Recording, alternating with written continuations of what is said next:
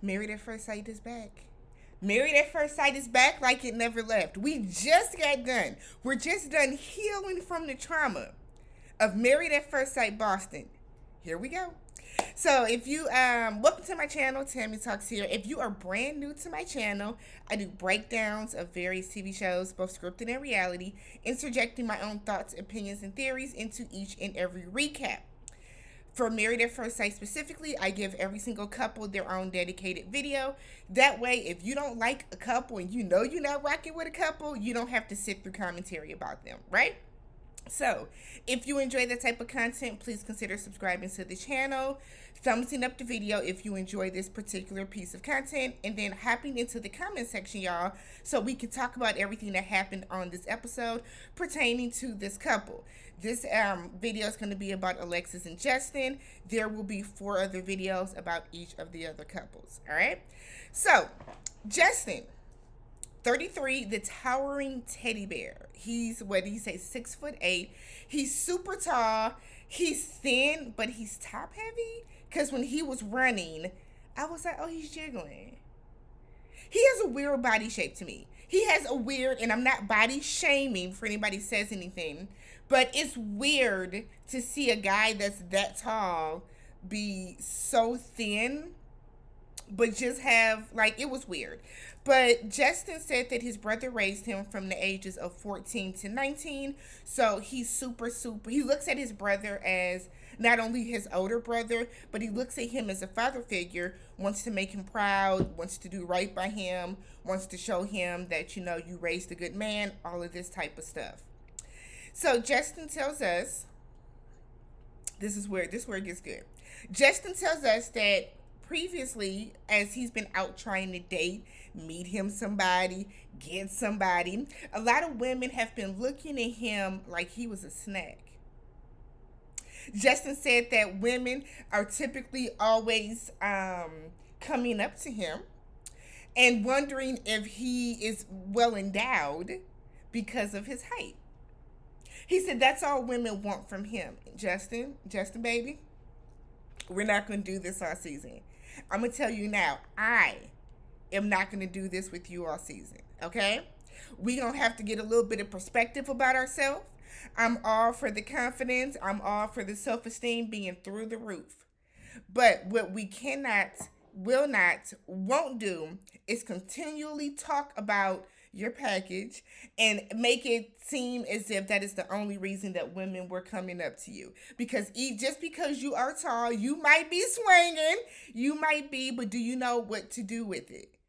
Justin gives me the vibe that he don't. So even if it is, I don't think he knows what to do with it, okay? Justin really got on my nerves. Justin really got on my nerves. And while I do not find Justin attractive at all, I think it's more of his personality and some of the things that he was saying that really made him more unattractive to me than his face being hurt. So he said he was previously engaged, but he ended up splitting a month before the wedding because he found out the fiance wanted to be a kept woman. So he said that when he was 23, 24, she was looking for somebody to take care of her, to sponsor her. She wanted a sugar daddy. He was not able to do that, so called off the wedding. He said in preparation for trying to find himself and get in tune with himself and keep away all the women that are throwing their bodies at him. Oh, all the women that are jumping his bones because he's tall. He's been celibate for 1.5 years. He tells his brother and his sister-in-law that he signed up for this show where he's going to be getting married to a complete and total stranger within 2 weeks. His brother was not pleased. Like, his brother wasn't going. His brother, like, basically laughed in his face. His brother feels that Justin is not ready for this, that Justin is just, even though he's been heartbroken in the past, he doesn't want him to be heartbroken again with this situation to the point that he kind of gives up on love altogether. So that's kind of his brother's fear. So when his brother is not as on board and not as supportive as Justin would want him to be, he starts crying. I said, Lord have mercy. We got tears already. We have tears already. So his brother is not going for it. His sister-in-law basically sat there like a mute. You can see all over her face that she wasn't going for it. So that's Justin. Alexis, the 29-year-old passionate powerhouse. So we first see Alexis out playing football with the boys, and I said, okay, she's doing a lot. But Alexis is a tomboy. She's like super adventurous. Very, my hand is ashy. Super adventurous, very into sports. Kind of like an around the way homegirl. So she sits down with her three male friends. She has on the bandana. She whips it off so she can shake her hair, her braids, and show that she had a veil on because she's getting married in two weeks. Alexis has told us 11 million times this episode she's been proposed to 3 times.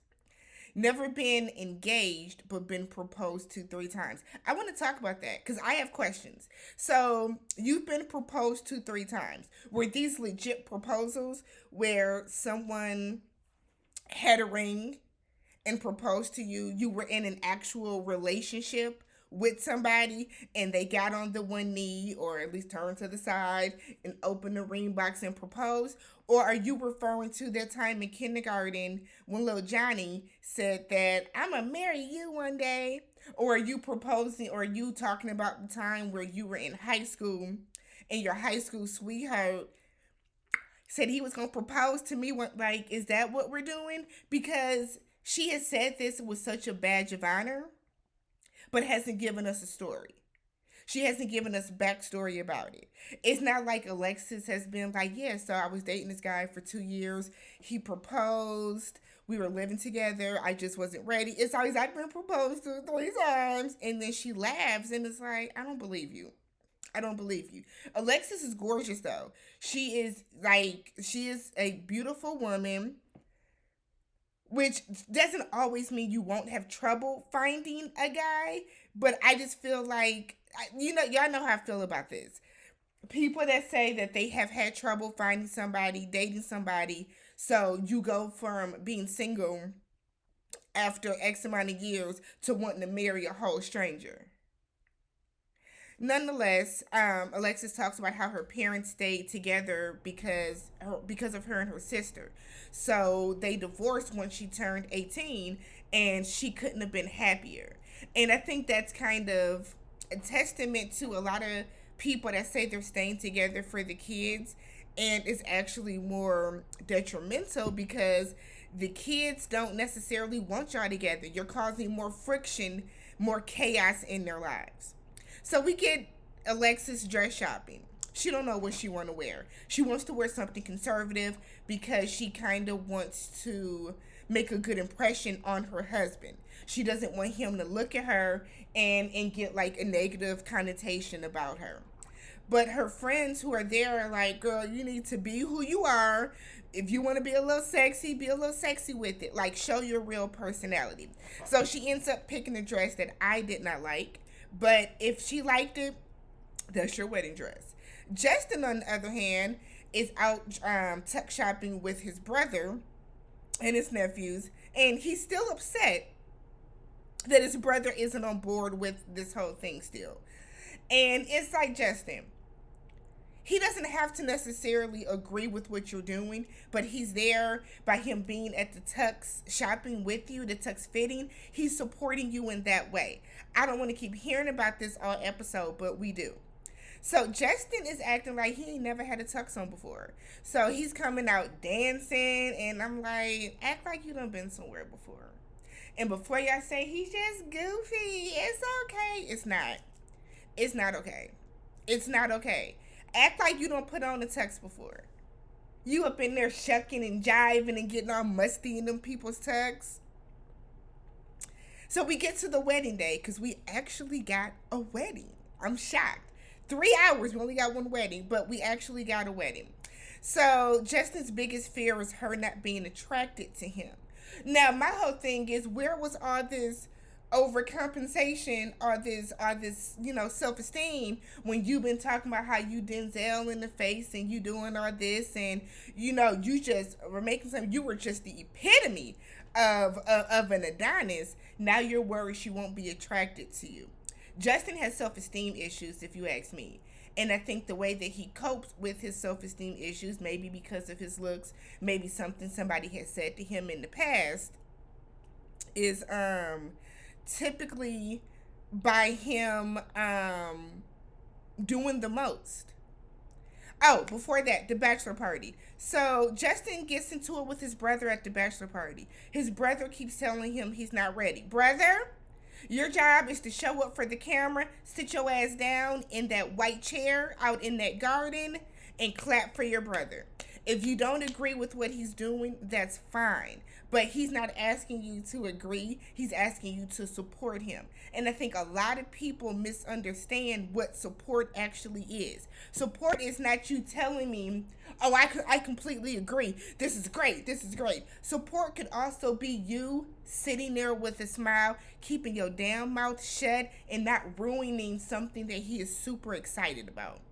So his brother doesn't think he's ready for marriage. So Justin gets defensive, and his brother said he's acting like a little bitch. I said, what? Not in the bachelor party? Justin's brother, you look like a Ninja Turtle, for one. You're giving me Donatello tease. I need you to fall back. Don't do this. Don't ruin his bachelor party.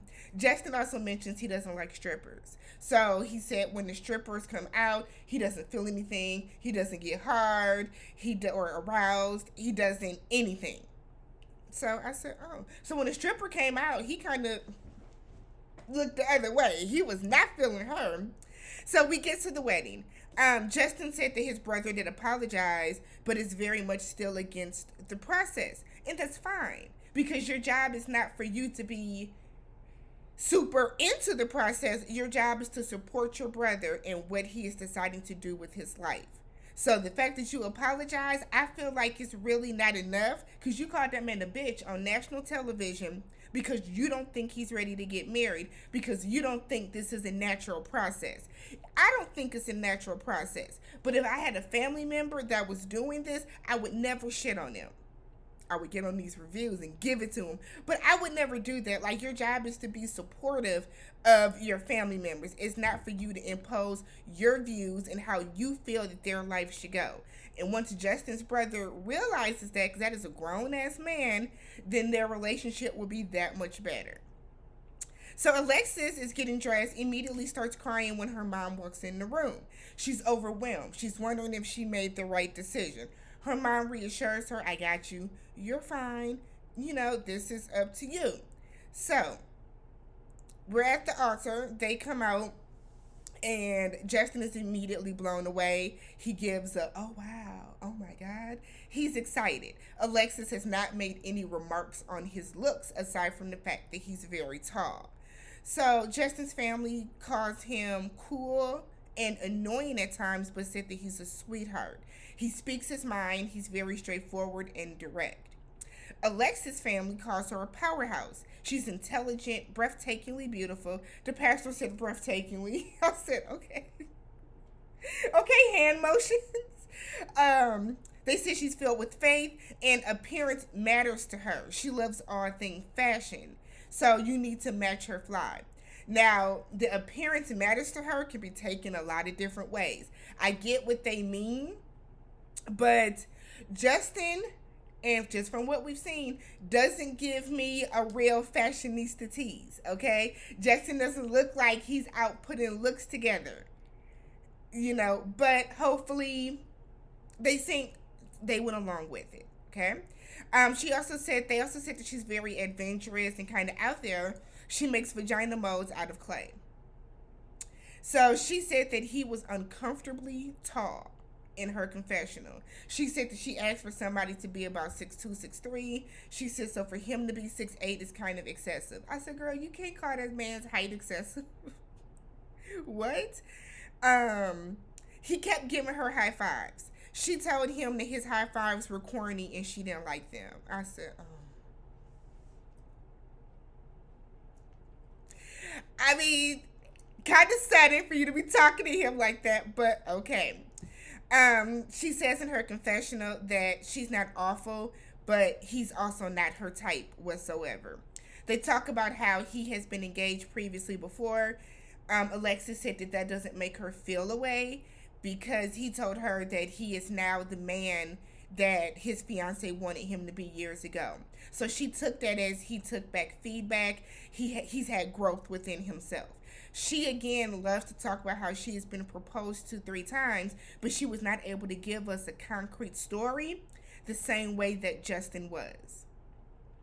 My prediction on them, I really don't know. I really don't know how they're gonna fare. I feel like Justin might be the one to say something inappropriate to her about sex or about himself. So I feel like they're gonna have some. I'm gonna say no. Who am I kidding? I don't think they're gonna work. I don't think they're gonna work, and I think a lot of it is gonna come down to. I don't want to say it's gonna be Justin's fault, but I don't think it's gonna work. I'm gonna leave it at that. Let me know what you guys felt about the episode, and I will catch you guys in the next one.